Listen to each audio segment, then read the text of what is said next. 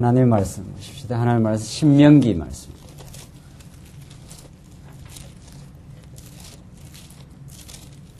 신명기 22장 1절 말씀 보십시다.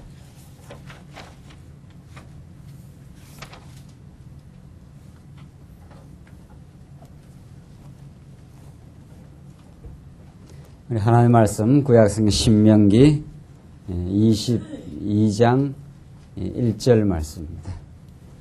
이 차이신 줄 알고 봉독 드리도록 하겠습니다.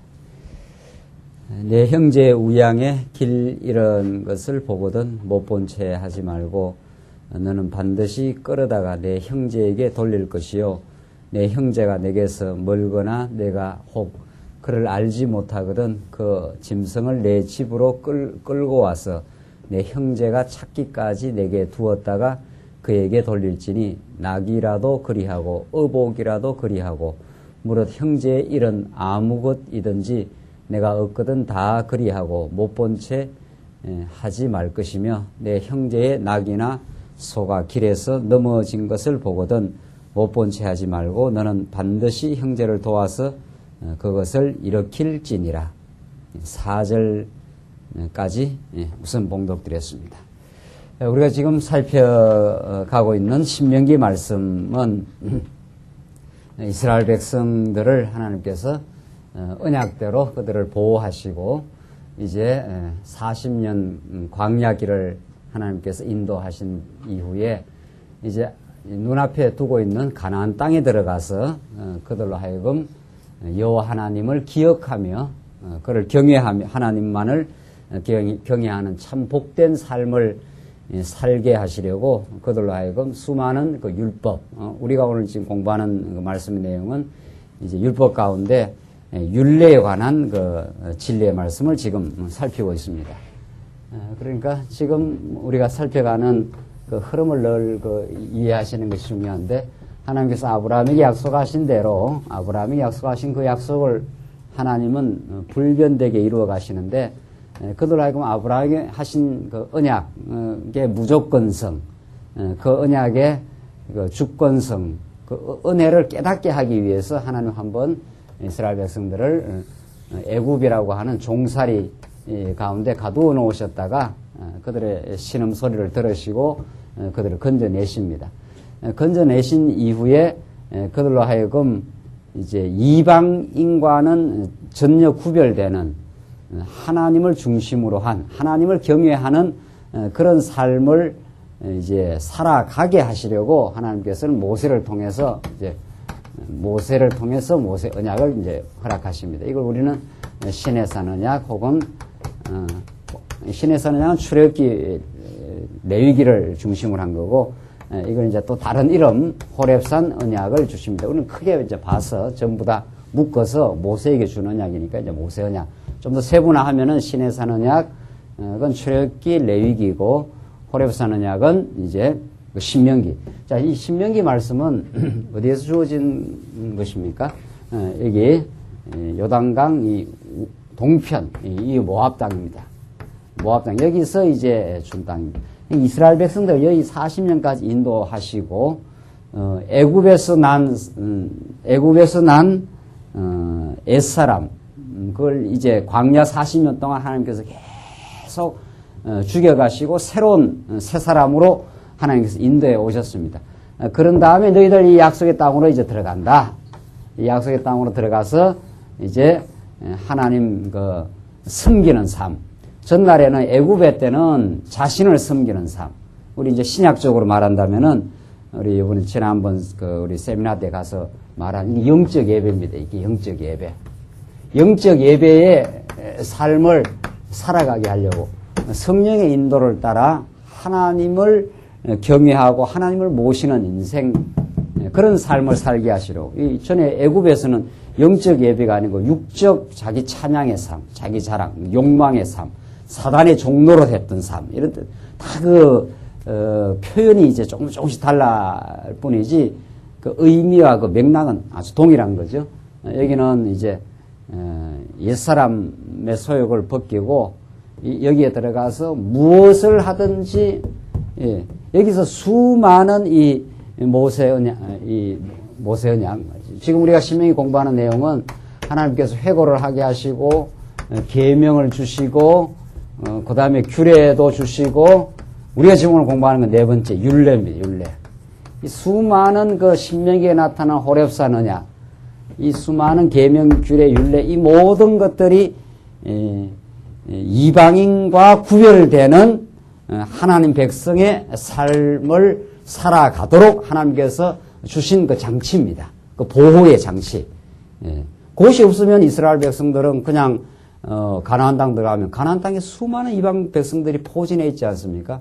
또 들어가서 끊임없이 그 도전에 들어옵니다. 끊임없이 도전도 하고 그러니까 가나안 땅은 이스라엘 백성들의 들어갈 가나안 땅 이거는 이제 영원한 천국의 예표이기도 하면서 아직은 이제 영원한 천국에 들어가기 전까지의 끝없는 그 이방 대적과의 투쟁을 이미 상징하고 있습니다. 유혹의 땅입니다, 이게. 여러분과 저도 마찬가지예요. 영원한 우리가 천국에 들어가기 전까지는 지금 예수 안에 들어와 있잖아요. 여러분과 제가 예수 믿었어요, 이제. 이스라엘 백성들이 애굽에서 건져 나왔기 때문에 이미 하나님의 백성이 된 거예요. 선택한 백성으로서 지금 살아가는 성장의 여정에 지금 놓여 있습니다. 여기 가나안 땅도 마찬가지예요. 이 가나안 땅이 아무런 유혹이 없거나 어려움이 없는 그런 땅이 아니죠. 우리가 지금 그런 상태입니다. 우리가 지금 예수를 믿고 분명히 영원한 천국 백성이 되었고 또 영원히 천국에 들어가기까지 이제 하나님의 백성 천국 삶을 살아가는데 이 지상에서 천국의 삶을 살아가는 것은 완전한 것이 아니라 도전과 유혹이 도사리고 있는 곳에 들어갑니다. 그렇기 때문에 이스라엘 백성들이 이 율법이 없으면 지금 오늘 우리 이 호렙산 언약 가운데 계명이나 규례나 오늘 공부한 율례를 주신 이유는 그 율례를 자꾸 이렇게 지키고 그걸 깨달아야 하나님을 기억하게 된다는 거죠. 안 그러면은 여기서 대적들의 도전도 있고 위협도 있고 유혹이 많은 땅이 여기가 언제나 이방 대적들은 잘 살아 보이기도 하고 힘이 세 보이기도 하고 그러잖아요. 이 가나안 땅에 들어가서 골리앗이 쳐들어올 때 이스라엘 백성들이 벌벌 떨거든요. 야, 우리도 좀 왕이 있으면 좋겠다. 이렇게 자꾸 유혹을 받는단 말이에요. 하나님이 그들의 왕이 되시고 하나님이 그들을 보호하시고 하나님 인도하는데도 하나님에 대한 쪽보다는 자꾸 현실이 눈에 빨리 들어오고 현실의 그 강한 세력 앞에 이스라엘 백성들이 굴복당하고 유혹을 당한단 말이에요. 야, 우리도 왕이 있으면 좋겠다. 그러니까 하나님 얼마나 마음 섭섭한 거예요. 하나님은 이미 다 아브라함에게 약속하신 대로 또 오늘 우리가 공부하는 이 모세 언약 시내산에서 다 이렇게 규례를 줘서 그들의 왕이 되어주시고 그들을 보호하시고 때로 범죄했을 때는 또 용서할 수 있는 방법도 주시고 아주 자세한 방법을 주어서 그들을 사랑하고 인도해 가신다. 이렇게 했는데 이 율법을 지키지 않고 율법을 기억하거나 지키거나 하지 않으면은 그냥 이스라엘 백성들은 대적 앞에 벌벌 떨거나 두려워하거나 안 그러면 유혹을 당해가지고 끌려가거나 솔로몬도 마찬가지 아니에요. 솔로몬도 그 이방 여인들이 얼마나 들어와서 그들의 유혹을 받아가지고 야, 하나님 섬기는 것보다 우리 이방신 섬기기 더 낫다. 이런 거 솔로몬도 넘어갔지 않았어요? 그래갖고 나라가 쪼개지고 어려움을 겪고 그런단 말이에요. 그래서 이 땅에 들어가서 하나님께서 너희들이 들어갈 땅은 젖과 꿀이 흐르는 땅이지만 동시에 여전히 하나님을 배워가는 땅이기 때문에 율법이 필요하다 이 말입니다. 지금 그 말씀이에요. 이게 얼마나 우리 오늘을 살아가는 우리들에게 적중되는 말씀인지 모릅니다. 이 말씀이. 그러니까 지금 오늘날 신명기 강해가 얼마나 어려운지 몰라요. 이거 지금 오늘 본문 말씀 같은 거 보면은 이제 쭉 나오거든요. 쭉 나오는데 이걸 지금 오늘 하라는 이야기인지 말라는 이야기인지 도대체 이게 뭘 의미하는 건지 그러나 오늘 이 신명기 말씀을 우리가 잘 공부하면은 정말 이 어둠의 세상 가운데 우리를 두시고 여러분과 저를 이 환난과 유혹 많은 이 땅에 두시고 우리를 지켜가시고 보호해가시는 넘치는 하나님의 자비하심과 자상한 하나님의 뜻이 오늘 신명기에 나타났어요. 이 말씀 우리가 읽어야 정말 우리가 예수를 믿고 이방인처럼 살지 아니하고 에베소서에 나와 있지 않아서 이방인과 같이 감각 없는 자에 대해 허망한 것을 쫓지 않고 에베소서 마지막 생활교훈에 나오지 않았어요? 하나님께서 교회를 설립만 하는 게 아니고 성장시켜서 이제 생활하게 하신다 할 때 우리 지금 이렇게 신구약이 지금 막 이렇게 같이 얽어지면서 이 전체가 이렇게 같이 돌아가야 이 진리가 깨달아지죠. 우리 생활하면서 하나님께서 그러므로 하지 않았어요?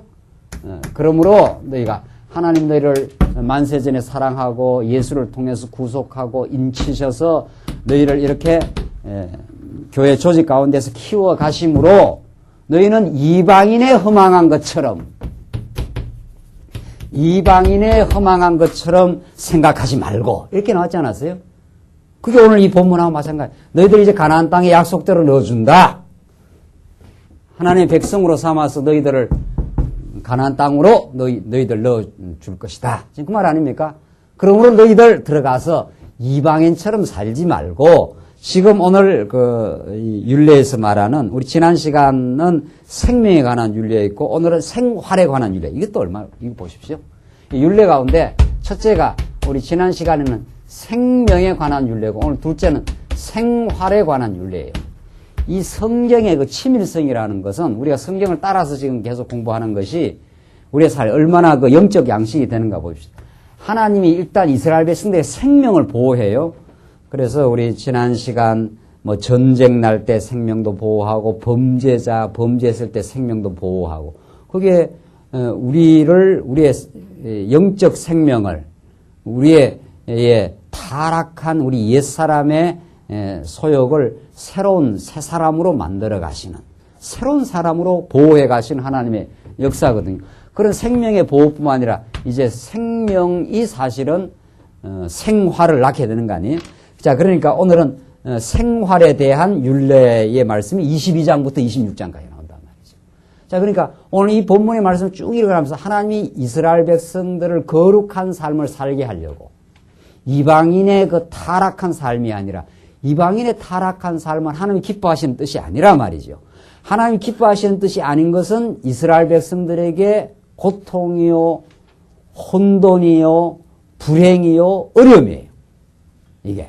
하나님이 기뻐하신 뜻대로 사는 것은 이스라엘 백성에게 감사요, 행복이요, 충만이요, 섬김이요, 나눔이요, 이게 복된 천국의 삶이란 말이에요. 그러니까 하나님은 이스라엘 백성들을 결국 하나님 백성으로 애굽에서 건져내실 뿐만 아니라 성장을 시켜요. 40년 광야길을 계속 걷게 한 것은 높아진 그들을 낮추시며, 낮춘다는 게 성장, 믿음 안에서 성장이에요. 육적으로는 낮아지는 것 같지만 영적으로는 어떻게 해요? 그게 높아지는 길이에요. 이 언제나 이 육적인 판단과 영적 판단은 반대거든요. 반대란 말이죠. 하나님께서 광야길에서 너희들을 40년 광야길을 인도한 것은 높아진 너희들을 낮추시며 이 말이거든요. 낮아질 때 얼마나 마음에 평강이 있고 낮아질 때 오늘 주신 것에 감사가 있고 그렇단 말이죠. 높아져 있으니까 불만이 있고 높아져 있으니까 시기가 나고 그런 거 아니에요? 이거 분명한 거거든요. 그래서 하나님께서는 이 광야길을 거쳐가면서 성장을 시켜요. 그 성장할 뿐만 아니라 생활을 시킨다는 어떤 생활을? 오늘 나오는 이 생활. 이제는 이방인과는 구별된 생활을 하도록 만들어요. 그게 감사하고 그게 우리가 신약적으로 말하면 무슨 예배? 세미나를 갔어야지 뭐. 세미나를 가신 분은 빨리빨리 들어오잖아요. 그러니까 세미나 안 가면은 뭐 영적 예배 또 다시 이렇게 생각을 해야 되잖아요. 영적인 하나님 뜻, 기쁘신 뜻을 생각하고 자기 지혜롭게 믿음의 분량대로 생각하고 은사 따라서 섬기는 삶. 이게 행복한 삶이거든요. 하나님 결국 우리는 예수 안에서 행복한 삶을 만들어 갑니다. 예수 밖에서 거짓 행복에 쏙지 않고 그게 이방인의 허망한 삶이거든요. 아, 내가 한탕 하면 행복하겠다.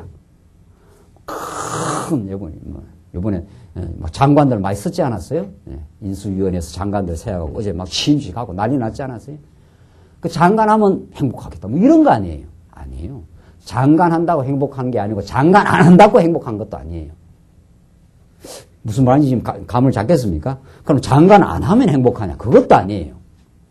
장관을 해서 행복한 것도 아니고 장관이 안 돼서 행복한 것도 아니고 예수 안에 복음을 깨달아야 행복한 거예요. 그런 조건하고 상관없이 우리는 행복의 길이 있어요. 사실은. 근데 그 진정한 복음이라는 게 뭐냐 말이죠. 기쁜 소식 아닙니까? 그게 행복한 소식이에요. 현대말로 바꾸면은 그걸 들어야 우리가 행복하지. 장관 되면 행복하겠다.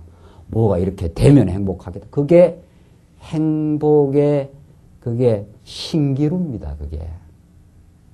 잡히는 듯 하면 안 되고 잡히는 듯 따라가면 안 잡히고. 오늘 이 본문의 말씀을 그런 각도에서 읽으시면 야, 이게 구약 이스라엘 백성들 이렇게 하나님께서 하나하나 그 율례를 줘가지고 그들을 여호와 하나님을 기억하게 했구나. 이것은 장차 메시아를 통해서 하나님을 기억하게 하시는 거구나 하는 그런 영적 감각으로 이게 떠올라야 됩니다. 이게 구약은 육적인 계시를 하신 거니까 이걸 그냥 우리한테 가져오면 뭐 말이 맞겠어요. 요 소나 나귀가 길에 넘어지거든 그 갖다 주라 이런 말. 이 소가 나귀가 뭐 어디 있습니까? 이 도시에. 촌에나 살면 몰라. 그러니까 하나도 안 맞는 거예요. 지금은. 이걸 직접 우리한테 적용을 하려면 하나도 안 맞아요. 구약의 율법은.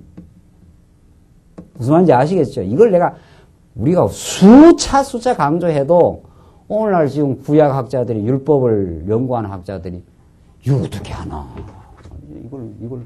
이걸 어디다 갖고 오나 해가지고 말이지. 이걸 우리 갖고 오긴 어디를 갖고 와? 여기다 적용을 해야지. 여기 이 땅에 살던 구약 백성들에게 하나님이 누구를 가르쳐 주려는 여호와를 가르쳐 주려는 방편이에요. 그러니까 우리한테 올 때는 여호와가 와야 되죠. 여호와 하나님에 대한 진리가 우리한테 다가오면 되는 거예요. 예수 그리스도가 다가오면 되는 거란 말이죠. 영적으로. 이제 어디 가서 설명을 하시겠습니까? 이 김 목사만 설명할게요. 여러분도 옆에 주위에 가면 율법 뭐 이렇게 하면 이런 것은 이런 뜻이고 이런 뜻이고 이런 뜻이다. 이렇게 딱 해서 진리를 딱 정확하고 분명하게 우리가 이해를 해야 되죠. 22장 한번 보십시다. 이제 22장이 율례 생활에 대한 율례 가운데 소유 질서의 율례입니다. 하나님이 우리 각자에게 하나님이 맡겨주신 소유 질서가 있습니다. 그렇죠. 우리 각자 이스라엘 백성들에게 말이죠. 1차적으로. 그러니까 그 하나님이 맡겨준 소유를 그걸 그대로 그 질서를 따라 하면서 여호와를 섬기라는 거예요. 그런데 이방인들이라는 건 하나님을 없는 사람들, 하나님을 그 가치에 그의 마음속에 두지 않는 사람들은 하나님 같이 되고자 하니까 그 육적인 생각 아니에요? 타락한 생각이기 때문에 소유에 대한 질서가 없단 말이죠. 나무 것도 내 거고 내 것도 내 거고 그러니까 그게 혼란과 무질서와 혼돈이 생겨나기 때문에 거기에 마음의 질서가 안 생기는 거예요. 질서라는 게 얼마나 중요한지 모릅니다, 여러분들. 네. 무질서처럼 우리 인간에게 고통스러운 게 없는 거거든요. 제가 중국 가보니까, 중국 요즘은 좀 좋아졌는가 뭐예요. 그 4년 전인가 그때 가보니까. 차가 지멋대로 막 차가 막 빨간불이고 파란불이고 막 앞에서 달려오고 뒤에서 오고 막. 얼마나 그 사람이 불안하고 힘듭니까? 네. 그 질서가 없는 거예요. 그러면 충돌하고 죽고 막 그러는 거지 뭐. 그럼. 소유 질서라는 게 그런 뜻이에요. 하나님이 우리에게 맡겨진 그 질서를 그대로 따라가면은 그 구약 이스라엘 백성들에게 하는 말씀입니다. 그러면 하나님을 잘 기억하게 되고 하나님으로 내 마음의 심령의 질서가 생기고 평안이 주어지는 거거든요. 그렇게 지금 하신다. 1절. 내 형제의 우양에 길 잃은 것을 보거든 못 본 채 하지 말고 너는 반드시 끌어다가 내 형제에게 돌릴 것이요. 형제가 가지고 있는 그 우양이 길을 잃어버렸단 말이에요. 그걸 자기가 쑥 취해버리면 형제는 잃어버렸다 생각해서 오만데 돌아다니면서 찾고 혼돈이 날 거 아니냐 말이죠. 그러면 또 어디에 있는가 찾을 수도 있고 또 나중에 형제가 착복을 했다는 걸 알게 되면 거기에 갈등이 생겨날 것이고 말이죠. 지금 그런 말씀. 그래서 2절 내 형제가 내게서 멀거나 내가 혹 그를 알지 못하거든 그 짐승을 그 내 집으로 끌어와서 내 형제가 찾기까지 내게 두었다고 그에게 돌릴지니. 형제가 내게서 너무 멀리 떨어져 이렇게 사는 사람은 우선은 내 집에 그 형제가 찾을 때까지 잘 보관을 잘 해놨다가 그렇게 이제 돌려주라는 거예요. 그래서 3절 낙이라도 그리하고 의복이라도 그리하고 무릇 형제의 일은 아무 것이든지 내가 얻거든 다 그리하고 못 본 채 하지 말 것이며 내 형제의 낙이나 소가 길에 넘어진 것을 보거든 못 본 채 하지 말고 너는 반드시 형제를 도와서 그것을 일으킬지니라. 자, 요컨대 낙이가 되든 의복이 되든 형제가 잃어버린 거는 그 형제의 원소유자의 자리로 되돌려주라. 지금 그 말이죠. 그 왜 이렇게 하라 합니까? 이게 윤리적이고 도덕적인 권면이냐 이 말이죠. 윤리와 도덕이라는 것하고 종교, 기독교 윤리하고는 하늘과 땅으로 다릅니다. 유교에서 윤리 도덕은 인간과 인간, 하나님이 없어요. 그들의 마음 속에, 가치관 속에. 그러니까 여기서 일어나는 일이 일반 윤리와 도덕, 세속 도덕입니다. 그러나 지금 여기서 말하는 것은 하나님 중심이에요.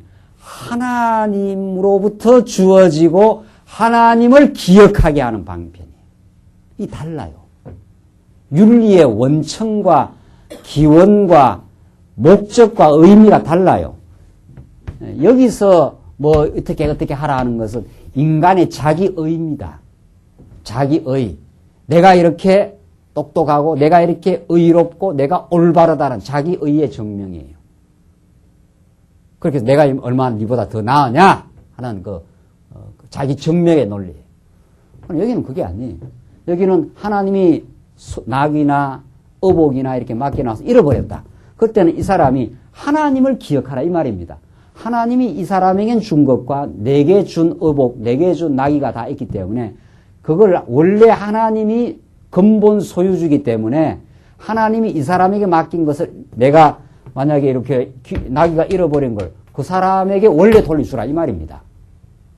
누구를 기억하고 여호와 하나님이 다 각 지파에게 땅도 다 분배해줬고 낙이도 분배해줬고 의복도 분배해줬기 때문에 그 말이에요.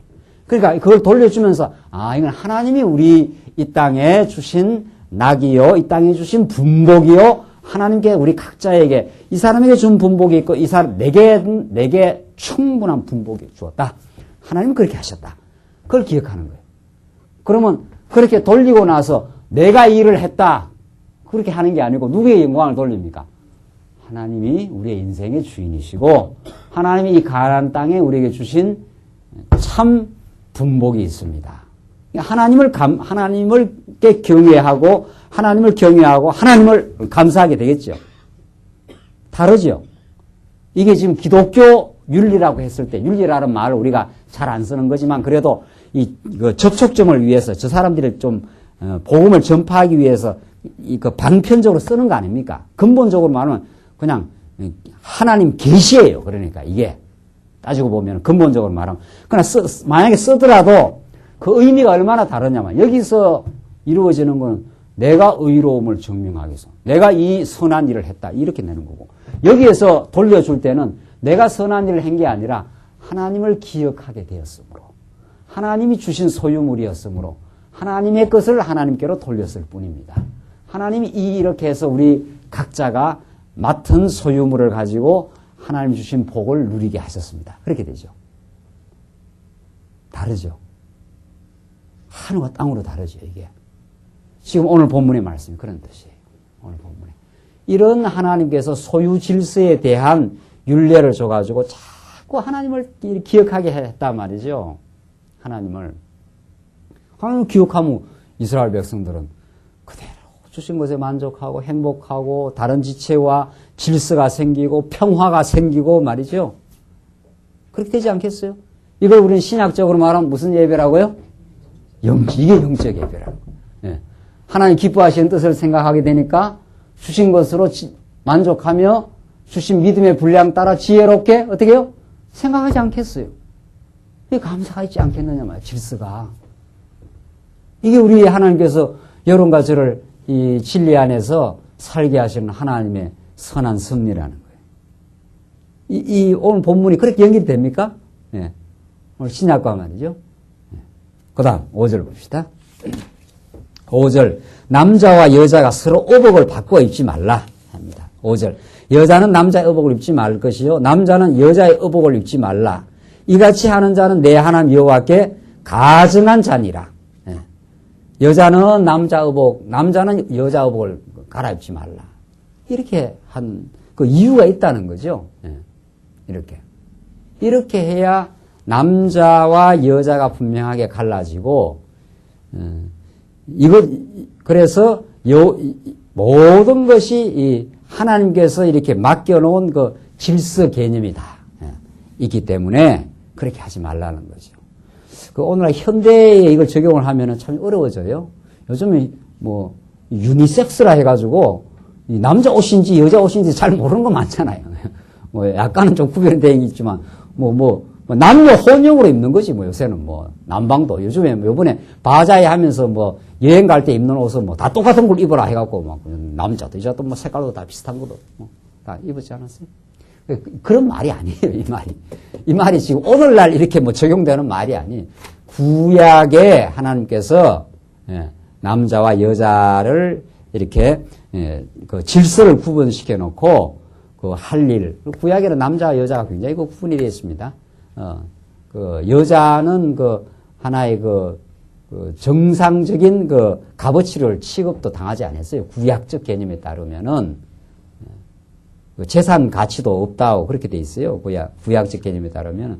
그럼 구약이 어디까지나 그 상황이었고 지금 오늘날 적용되는 게 아니. 그리고 이 로마서에 보면은 이게 타락하면은 남녀가 이게 혼돈이 일어납니다. 오늘날도 이 동성애라든가 이런 아주 그 어려운 그 참 그 범죄 현상이 나타나는데 그런 그 혼란이 생기는 거죠. 성 개념에 그 혼란이 생겨나는 이런 일들이 그 타락의 한 그 징조로 나타나는데 지금 이 이방인들은 그러니까 이방 세계 하나님을 믿지 않는 그런 세계에서는 남녀의 성 개념이 분명하지도 않고 거기에 혼란과 타락이 일어날 수가 있는 거지요. 그래서 하나님은 이스라엘 백성들이 자손을 번성시키기 위해서 남자의 성 개념과 여자의 성 개념을 분명하게 갈라주고 남자 옷과 여자 옷을 이렇게 갈라줘서 그것이 분명하게 구분이 되도록 이렇게 일어나서 분명한 질서를 잡아갈 수 있도록 하나님께서 구약에 이렇게 하셨다. 그 다음에 6절 봅시다. 6절로 7절은 새 새끼와 알과 어미 새 중에 새끼만 그 치하라고 그렇게 말합니다. 한번 보십시다. 6절. 노중에 나무에나 땅에 있는 새 보금자리에 새 새끼나 알이 있고 어미 새가 그 새끼나 알을 품은 것을 만나거든 그 어미 새와 새끼를 아울러 취하지 말고 어미는 반드시 놓아줄 것이요 새끼는 취하여도 가하니 그리하면 내가 복되고 장수하리라. 어미 새까지 몽땅 다 취해버리면 그 새끼를 놓지를 못하지 않느냐 이 말이죠. 어미 새는 낳아줘가지고 계속해서 생육하고 번성해 가도록 하나님께서 이미 아담에게 하나님께서 약속을 하실 때 만물이 다 생육하고 번성하도록. 물론 근본은 이제 아담이죠. 그러나 그 아담이 생육하고 번성하는 그 배경과 환경으로 만물도 다 하나님께서 주신 하나님의 일반 복입니다. 일반 은총의 복. 그래서 이 가나안 땅에 새들이 잘 번성해 갈 수 있도록 하나님께서 그 환경을 조성하시는 거죠. 환경을. 그래서 어미는 낳아주라. 그래 어미가 계속 이렇게 부화를 해가지고 또 새끼를 낳아가지고 해나갈 수 있도록 그렇게 하라는 거죠. 이게 구약적인 하나님의 그 복의 실현 방법이었습니다. 구약적인. 그 다음 8절. 8절 보시면 집을 지을 때 난간을 만들어 죽음을 명쾌하러 갑니다. 내가 새 집을 건축할 때 지붕에 난간을 만들어 사람으로 떨어지지 않게 하라. 그 피 흐른 죄가 내 집에 돌아갈까 하노라. 이 보십시오. 하나님 얼마나 이게 구약의 이스라엘 백성들의 육체의 생명을 보호하셨는가. 그 앞에도 뭐 새를 다 죽이지 말라. 이 새가 다 좋은 환경이 되는 거니까. 여기는 집을 건축할 때 난간을 만들어야죠. 요즘으로 말하면 이게 뭐 발코니 그 앞에 이렇게 막는 거 있지 않아요. 그런 걸 안 만들어 놓으면 집에 떨어져 죽을 거 아니냐 말이죠. 그러니까 구약에 하나님께서 건축을 하는 데 있어도 이렇게 건축을 해서 너희들이 생명을 잘 보존할 수 있도록 하라. 그러니까 하나님은 구약 시대 때 먹을 거, 입는 거, 집에 사는 거, 이 모두를 다 하나님께서 간섭하시고 보호의 장치를 만들어 놨다. 그러면 여러분과 제가 어떤지 감각이 떠올라야 됩니까? 예? 구약의 이스라엘 백성의 육적인 생명에 관련된, 육적인 생명이라는 것은 먹을 거 잘 해줘야 되고, 입을 거 잘 바뀌지 않도록 해야 되고, 사는 집이 보호 장치가 잘 돼도, 그렇게 되면 육적인 생명이 잘 보호되는 거 아니냐 말이죠. 그렇죠? 우리 육적인 생명이 보호되려면 식주가 다 이게 갖추어져 있어야 보호되고 우리가 하잖아요. 오늘 날씨가 추우니까 여러분들 파카하고 좋은 옷 입고 오셨지 않았어요? 전부. 그런 게 다 우리의 육신의 생명을 지금 보호하는 장치란 말이죠. 구약적 하나님의 생명과 생활을 지켜가시는 하나님의 아주 치밀한 섭리라는 거예요. 오늘날 교회가 이게 집입니다. 교회가. 이 교회가 우리의 영혼을 보호하는 집이에요, 이게. 그러니까 바울이 교회를 몸으로도 비유하고 뭐로도 비유해요. 집으로도 비유하지 않아요? 집으로도 이렇게, 집 짓는 걸로도 이렇게 바울이 비유를 하잖아요. 교회는 진리의 기둥이요, 뭐라 그럽니까? 터라. 이렇게 해서 터와 기둥 위에 이렇게 집이 세워지잖아요. 그 집에 들어가야 이렇게 영혼이 보호되잖아요. 그 교회를 떠나서 살아가는 것처럼 위험천만한 게 없는 거지요. 참 제가 목회를 오래 하진 않았지만은 교회 생활을 소중히 여기고 교회 생활 속에서 성도들과 친교하면서 성도들과 이렇게 살아가는 건 그건 틀림없이 건강해요. 신앙생활이 건강하고 삶이란 건 늘 광야란 건 어려움의 파도가 밀려오는 거니까 밀려와도 교회 생활을 늘 정기적으로 잘 하면서 이렇게 살아가면은 이게 언제나 보호가 됩니다. 강건해집니다. 그러나 이게 교회 생활이 분명치 않으면은 오늘 이 본문의 말씀대로 난간이 없으면 말이죠. 난간이 없다는 건 어디 나가다 그냥 떨어져 죽는 거 아니에요. 떨어져서 그냥. 그런 거죠. 그래서 이 교회 생활을 우리를 보호하실 때는 하나님께서 우리를 교회 생활 속에 자꾸 이렇게 연결하고 상합하게 만들어 갑니다. 그러니까 교회를 떠나서 산다는 것처럼 위험천만한 일이 없어요. 그냥 이게 늦게 와서 잡아먹는 거지. 뭐. 그냥 답사기 밥이구나 해서 잡아가는 거지. 볼 것도 없어요. 그래서 헤매는 거예요. 그래서. 그러니까 인간이 자꾸 자유하고 싶은 거거든요. 자유하고 싶은데 죄로부터는 자유하고 싶어 해야 되지만은 진리의 집, 하나님의 그 섭리에는 꼭꼭 묶여야 됩니다. 그래서 내 마음대로 신앙생활 하지 꼭 교회 가야 되나 꼭 무슨 해야 되나 그렇게 하면 답삭 잡혀가는 거지 주위에는 우글우글 됩니다. 여러분과 저의 주위에는 언제나 넘실대는 사단의 권세와 유혹들이 있습니다. 그래서 지금 난간을 꼭 만들어라. 난간을 안 만들어놓으면 그냥 살다가 잘못 헛디디 갖고 난간이 있으면 딱 이렇게 보호가 되는데 말이죠. 그런 거 아닙니까? 지금 9절 봅시다. 이 하나하나가 얼마나 치밀한 구약 백성들을 향한 하나님의 넘치는 그 은혜의 섭리인지 모릅니다. 9절로 11절 종자나 짐승이나 옷감은 혼합해 사용하지 말라고 합니다. 내 포도원에 두 종자를 섞어 뿌리지 말라. 그리하면 내가 뿌린 씨의 열매와 포도원의 소산이 다 빼앗김이 될까 하노라. 너는 소와 나귀를 결의하여 갈지 말며 양털과 배실로 섞어 짠 것을 입지 말지니라. 요컨대 여기는 뭔가 하면 섞지 말라. 혼합을 해서 혼돈을 일으키지 말라. 이런 뜻입니다. 이방인들은, 이 당대 이방인들, 이 이스라엘 백성 아닌 사람들은 뭐든지 막 섞어버리고 혼합을 해서 뭐가 뭔지를 모르도록 이렇게 만들어버리는 거죠. 하나님께서는. 이게 전부 다 질서의 개념 아닙니까? 지금 이 22장 전부가 전부 하나님이 하나님 중심의 질서 개념을 가지도록 만드는 하나님의 섭리란 말이죠. 막 섞어가지고 그냥 포도원에다가 두 종자를 섞어 놓으면 이게 포도인지 이게 뭐 뭐는지 모르도록 막 들이섞여 버리면은 나중에 열매를 따기도 어렵고 이렇게 가꾸기도 어렵다는 거죠.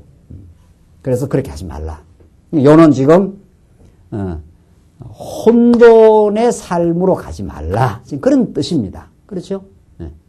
우리가 지금 영적 예배의 삶이라는 것은 하나님이 기뻐하신 뜻이 무엇인가? 이걸 늘 말씀을 통해 생각하고 우리의 구체적인 삶 속에서 내가 내 직장을 이렇게 하나님께서 주셨는데 여기에서 무엇이 하나님이 기쁘신 뜻인가? 여기에 초점이 잡혀 있고 그 모순이 없는 목표를 가지면은 직장이 좀 잘 돼도 사업이 좀 안 돼도 모순 없는 목표가 있기 때문에 그게 하나님 기뻐하신 뜻이기 때문에 마음에 기쁨을 누리죠. 그런데 우리는 삶의 목표가 하나님 기뻐하신 뜻도 생각했다가 내가 기뻐하는 뜻도 생각했다. 이러면 이제 혼합이 일어나는 거죠. 그러면 이제 마음이 자꾸 섞갈린단 말이죠. 이 일을 겪고도 저 일을 겪고도 사업이 좀 안 돼도 잘도 하나님의 영광을 내게 보여주시는 그 모순 없는 목표가 딱 있으면은 잘 되면 잘 되는 대로 안 되면 안 되는 대로 우리 마음을 빨리 걷어잡고 정리를 할 수 있는 거죠. 질서가 생기는 거죠. 근데 목표가 두 개야 우리는. 때로는 살 때 보면은 하나님 영광도 생각하고 그 옆에다가 뭐도 하나 끼워 넣고 뭐도 하나 끼워 넣어. 그건 여러분들이 잘 아시잖아요. 자기 영광도 옆에다 하나 끼워요. 목표가 두 개야. 그러니까 어떨 때는 감사했다. 어떨 때는 내 영광을 생각하면 또 뭐가 안 되는 것단 말이죠. 그 목표가 두 개라서 마음이 두 가지로 갈라져요. 목표가 하나면은 마음이 안 갈라진단 말이죠. 여러분과 저의 삶의 목표는 이제는 어쩔 수가 없어요. 하나님 택한 백성이 되기 때문에 이 어쩔 수 없다는 게 뭐 부정적인 말이 아니 이제는 하나님이 그 방향으로 우리를 인도하기 때문에 목표가 딱 하나예요. 목표가 뭐예요? 하나님의 영광이에요. 하나님의 영광을 위해서는 우리를 때로는 낮추기도 하고 때로는 어려움도 주기도 하는 거지요. 그 욥이 나에게 취해가시는 분도 하나님이요. 내게 주신 분도 하나님이요. 어떻게 해요? 내게 취해가는 분도 하나님이라. 그 목표가 딱 욥이 목표가 하나였기 때문에 주어도 감사하고 취해가도 하나님의 영광입니다. 그러니까 마음이 요동이 없는 거지요. 그 여러분과 저의 마음은 오늘 이 율례의 말씀대로 마음에 하나님의 영광이라고 하는 그 질서의 하나된 그 목표가 약할 때 마음의 괴로움이 옵니다. 틀림없습니다. 이거는. 틀림없어요. 그래서 우리가 성경을 배우는 이유가 오늘 이 지금 신명기 이 말씀을 배우는 이유가 결국은 이 율례를 하나님께서 주신 것은 너희들의 삶의 목표가 뭐다? 너희들의 삶의 목표가 뭐다? 하나님 여호와다. 이거 하나 가르치기 위해서 우리에게 이 말씀을 주신 거예요. 하나님 여호와가 너희들을 인도해 가신다. 이 말이거든요. 그걸 기억해라. 그 하나님만 기억하면 너희들의 삶의 행복과 질서는 맡아놓은 당상이다. 이 말이거든요. 여기를 잊어버리고 목표를 하나 옆에다 갖다 놓으니까 다른 목표가 하나 여기 떡 서니까 어떨 때는 이게 좀 충족됐다. 어떨 때는 이게 충족되다. 왔다 갔다 하니까 마음이 왔다 갔다 하니까 산란한 거죠. 질서가 없는 거죠. 틀림없어요. 그래서 섞지 말라. 혼합하지 말라. 갈라내라. 딱. 이게 영적인 예배를 내가 드리고 있는 건지 육적인 자기 찬양을 자기 영광을 지금 추구하는지 그게 섞여 있으면은 혼돈이 일어나고 목표가 분명하지 않다 이 말이거든요. 그래서 12절로 입는 겉옷에 네 귀의 술을 만들라고 말합니다. 12절 입는 겉옷 네 귀의 술을 만들지니라. 그래야 네 귀에다가 술을 딱 만들어 놓으면은 이방인들이 입는 옷과는 딱 구별이 될 거 아니냐 이 말입니다. 이게 전부 이방인과 하나님 택한 백성과의 그 구별된 삶을 지금 말하고 있거든요. 여러분과 저는 달라요. 안 믿는 사람하고는 그 외형적으로는 비슷할 수도 있어요. 외형적으로. 근데 내용이 전혀 달라요. 삶의 목표가 다르고 그게 구별된 삶이란 말이죠. 그래서 구약에는 이렇게 구별했다 이 말입니다. 입는 겉옷 내기에다가 술을 만들어 가지고 술을 딱 만들어 놨으니까 이게 블레셋 사람의 옷인지 이스라엘 백성의 옷인지 딱 구별될 거 아니에요. 그렇게 구약에는 했다는 거죠. 여러분과 제가 입는 옷이 뭡니까? 예수 믿고 입는 옷이 뭡니까? 세마포 옷, 의의 옷. 다르잖아요. 여러분과 저는 지금 달라요. 제가 입은 거 안 보입니까? 아직도 안 보입니까? 또 까만 양복만 또 보입니까? 그럼 아주 영적인, 이게 뭐라 그랬어요? 영적인 예배 속에 안 들어와 있잖아요. 지금 우리 세마포 옷을 입었어요. 세마포 옷이라는 게 깨끗한 옷입니다. 하나님이 우리는 원래 누추하고 더러웠지만은 세마포 옷을 탁 입혀가지고 깨끗하게 된 거거든요. 그 옷을 입혀줬기 때문에 우리가 깨끗한 삶으로 점점 가고 있습니다. 여러분들, 양복 새로 탁, 여러분들은 또 양복이 아닙니까? 우리 여성 동지들도 양복 입지요? 네. 뭐 하여튼 어디 가서 깨끗한 옷을 탁 맞춰가지고 아침에 탁 입고 나오면은 말이죠. 아무 데나 흙탕 집에 안 가요. 흙탕물 같은데. 그렇지 않아요? 어디 뭐 누추한 데 갈 때는 옷 아무거나 막 더러운 거 입고 막 가서 그냥 뒹굴지 않아요. 더러운 데 갈 때는. 근데 이미 아침에 나올 때 와이셔츠 깨끗한 와이셔츠에다가 말이죠. 양복 깨끗하게 입고 나가면은 아무 데나 가겠어요. 딱 깨끗한 옷을 입었는데 깨끗한 자리에 가지. 우리가 지금 그런 겁니다. 지금. 그렇죠? 예수의 세마포 옷을 입었는데 아무렇게나 안 사라진단 말이죠. 이제는 하나님 감사하고 마음의 기쁨이 있으니까 그 살아갈 때도 누추하고 더럽게 이렇게 안 살잖아요. 점점. 누추하고 더럽다는 게 뭐 시기하고 갈등하고 원수 맺고 뭐 이런 거 있잖아요. 갈라디아서에 나오는 육체의 소욕은 현저하니 하면서 쫙 열거된 거 있잖아요. 그게 다 더러운 거거든요. 근데 깨끗한 옷을 입은 사람은 그런 거 잘 하기 싫단 말이죠. 깨끗한 양복을 입고 어디를 가겠어요?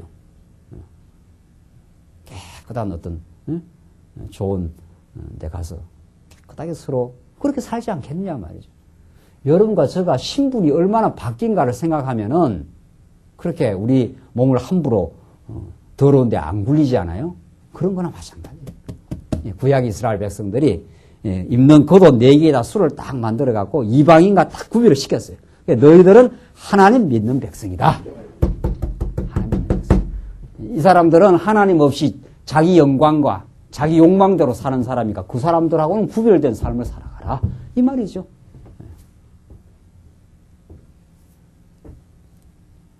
신명기 오늘 말씀 정말 이것이 예수 그리스도의 의의 옷으로 이어지고 말이죠. 이게 오늘 우리의 구체적인 생활 내용으로 지금 이어지도록 지금 오늘 이 본문이 우리에게 읽힌다는 것은 놀라운 복입니다. 정말.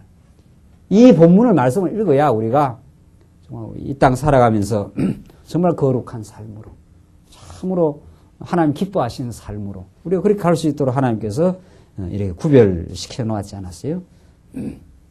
13절 봅시다.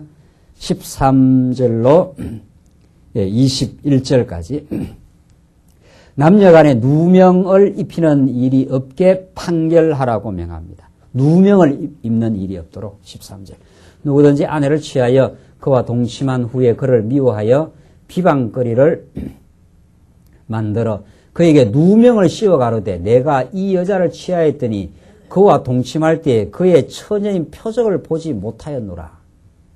이 완전히 뒤집어 씌운 거죠. 자기가 동침해서 동침했는데 그 여자를 미워했단 말이죠. 동침을 하고 나서 그래가지고 이제 자고 나니까 이 처녀가 아니더라. 이렇게 한단 말이죠.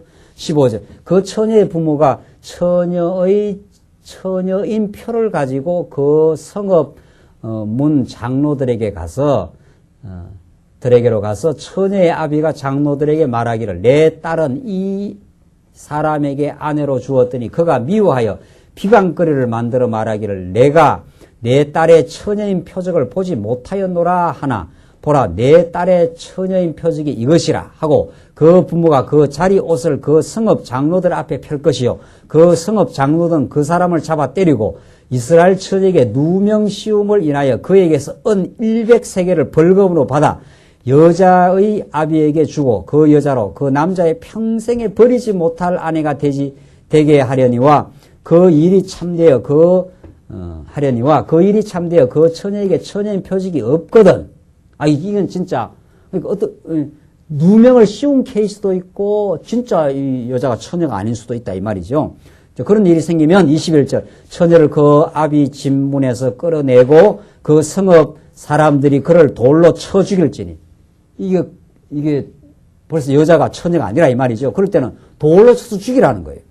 이는 그가 그 아비의 집에서 창기의 행동을 하여 이스라엘 중에서 악을 행하였습니다. 너는 이와 같이 하여 너희 중에 악을 어떻게 해요? 제할지니라. 지금 계속 나오는 말씀이 신명기 계속 앞에서도 나오고 하는 악을 제하라는 말이 계속 나와요.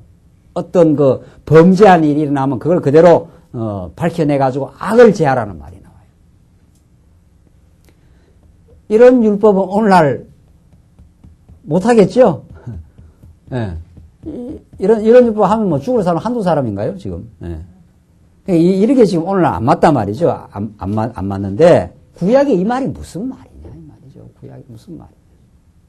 이 말이, 구약에는 하나님이 육적인 방식으로 이스라엘 백성들의 거룩성을 지켜나갔단 말이죠. 육적인 방식으로.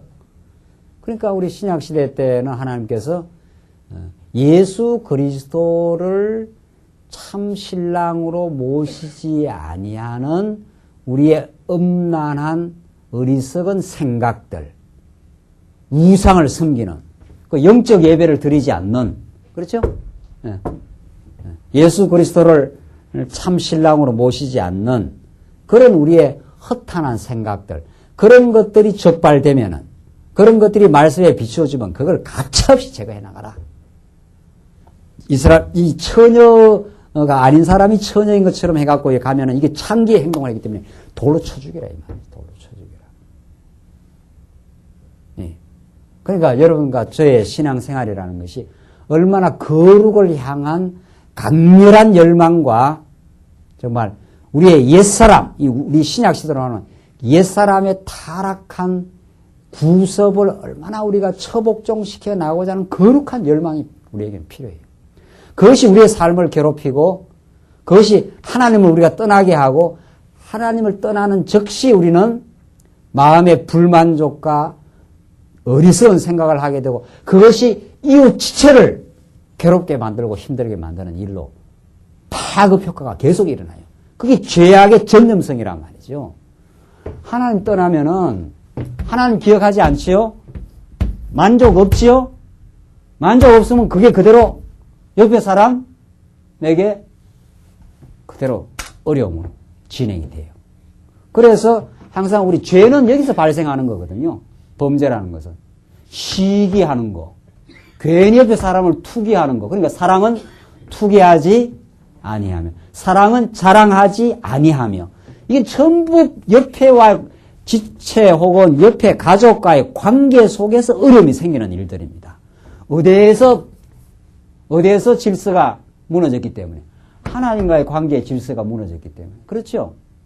하나님 앞에서 만족하고 영적 예배를 드리면서 자기가 지혜롭게 주신 것으로 만족하면은 옆에 사람을 투기할 이유가 없는 거예요. 투기 때문에 경쟁에 나오고 경쟁 때문에 옆에 사람을 괴롭게 만들고 하지 않아요.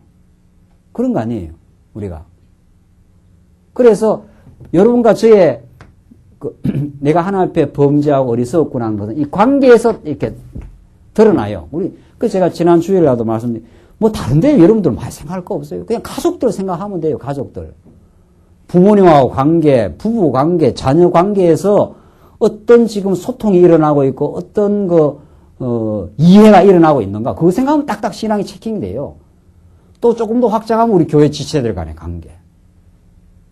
그러니까 하나님과의 관계 속에서 자기가 만족과 기쁨이 있으면 여기를 평안하게 해줍니다. 옆에 사람을. 그렇지 않겠느냐 말이죠. 자기가 마음에 감사와 기쁨이 있는 사람은 옆에 사람하고 투기할 일이 있나요? 자랑할 일이 없어요. 예수로 우리가 자랑하기 때문에 여기서 자랑하면 여기가 힘들어져요.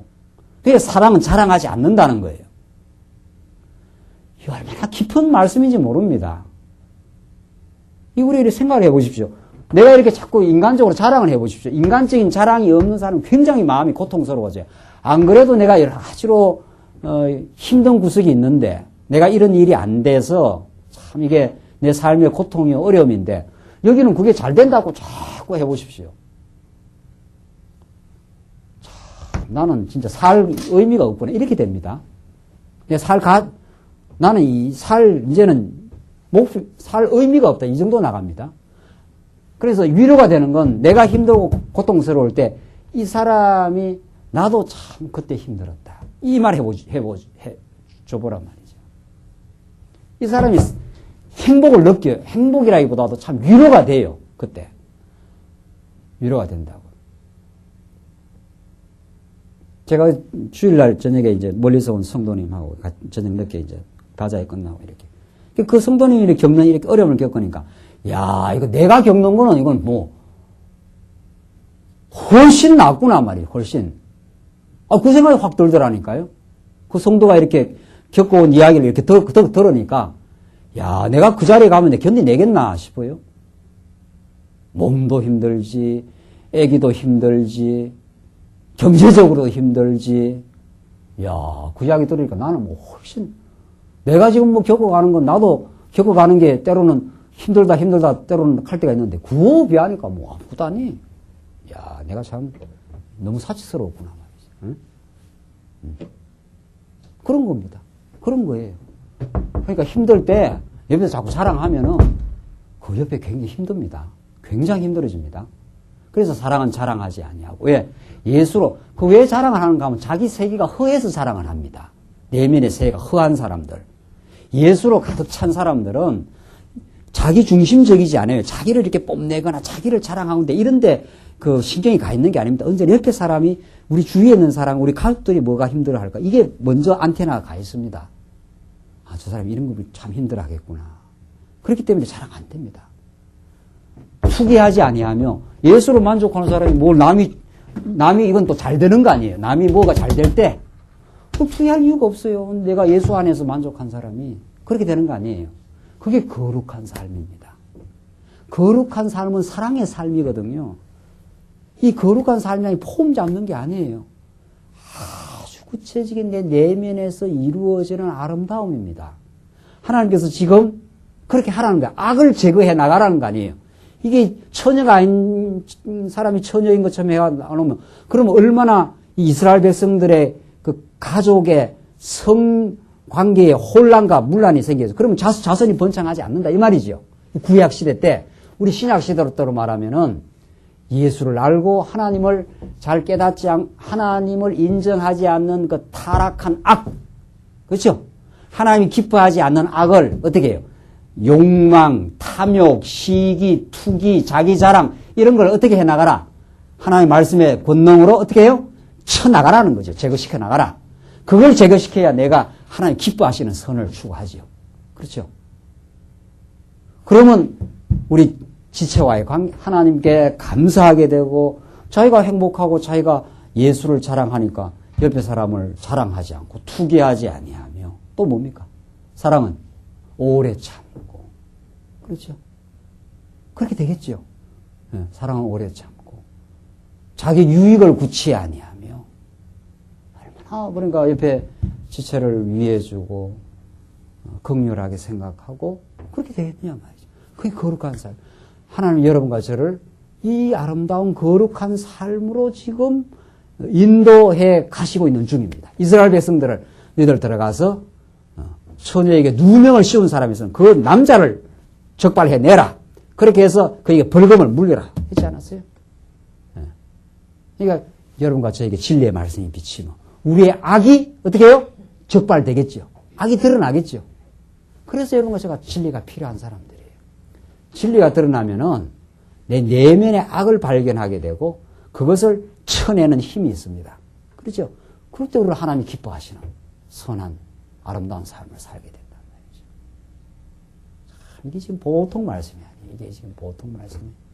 오늘 이 율례, 이 생활에 대한 이 율례의 말씀이 우리를 정말 새로운 사람으로 하나님을 경배하는 사람으로 이웃과 화평하고 정말 복된 관계의 삶으로 만들어가는 이 진리의 말씀이란 말이죠. 예, 조금 쉬었다 하시죠.